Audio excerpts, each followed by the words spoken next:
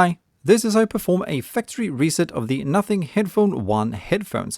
Following these steps will make the headphones forget all their Bluetooth connections as well as any sound profile or profiles that has been saved to them. Firmware updates will however not be deleted.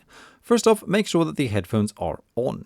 Then locate and push down the pairing button right next to the on-off slider button and keep holding the pairing button pushed down for about 10 to 12 seconds, whereupon it will then blink red 3 times.